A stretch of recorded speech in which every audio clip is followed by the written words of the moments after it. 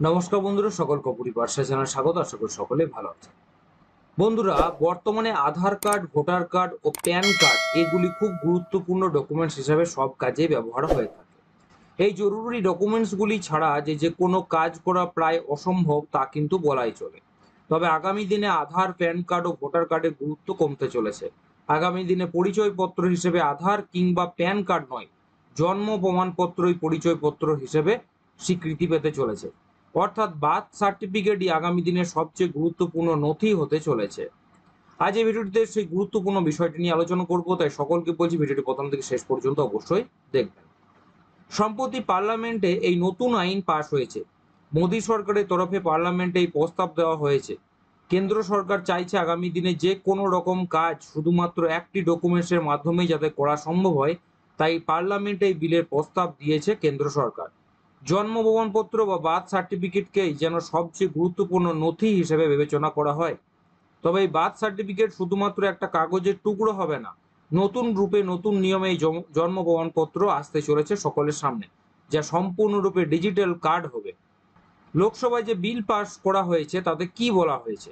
লোকসভা ও রাজ্যসভার সম্প্রতি চলা এক অধিবেশনে কেন্দ্র সরকার দ্বারা একটা বিল পেশ করা হয়, যার নাম registration of বার্থস and deaths amendment bill 2023।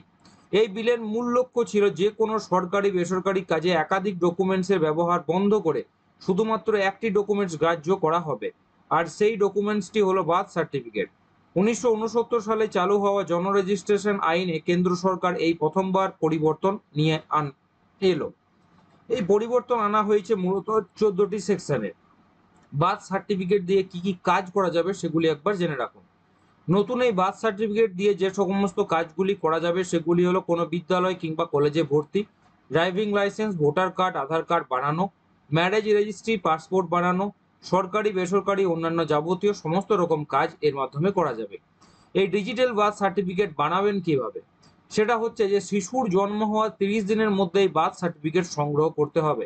এতদিন শুধুমাত্র ডিএম এর হাতেই নতুন নাম রেজিস্ট্রেশনের ক্ষমতা ছিল, কিন্তু নতুন নিয়ম অনুযায়ী এসডিএম এর থেকেও এই রেজিস্ট্রেশন করা যাবে। নতুন নিয়মে বলা হয়েছে প্রতিটি রাজ্যকে কেন্দ্রীয় স্বরাষ্ট্র দপ্তরের আওতায় থাকা সিভিল রেজিস্ট্রেশন সিস্টেমে জন্ম ও মৃত্যুর হিসেব নিয়মিতভাবে দাখিল করতে হবে। বর্তমানে অনেকের কাছে বার্থ সার্টিফিকেট নেই, তারা মূলত মাধ্যমিকের অ্যাডমিট কার্ডকে বয়সের প্রমাণ হিসেবে বিভিন্ন কাজে ব্যবহার করে থাকেন। তবে এই নতুন নিয়মের ফলে দেশের জনগণের পুঙ্খানুপুঙ্খ তথ্য সরকারের কাছে থাকবে। এর ফলে যে কোনো প্রকল্প রূপায়ণের ক্ষেত্রে অনেকটাই সুবিধা বেড়ে যাবে বলে মনে করা হচ্ছে। অর্থাৎ নতুন আইন অনুযায়ী সকলকে ডিজিটাল বার্থ সার্টিফিকেট বানাতে হবে। আসছি পরে ভিডিও নিয়ে। সকলকে বলবো এই সমস্ত গুরুত্বপূর্ণ আপডেট পেতে চ্যানেলটাকে এক্ষুনি সাবস্ক্রাইব করে নেন, শেয়ার করতে ভুলবেন না ভিডিওটি। সকলকে বলবো ভিডিওটি অবশ্যই একটা লাইক করুন এবং চ্যানেলটাকে অবশ্যই সাবস্ক্রাইব করুন। আসছি পরে ভিডিও নিয়ে। সকলে ভালো থাকবেন, সুস্থ থাকবেন।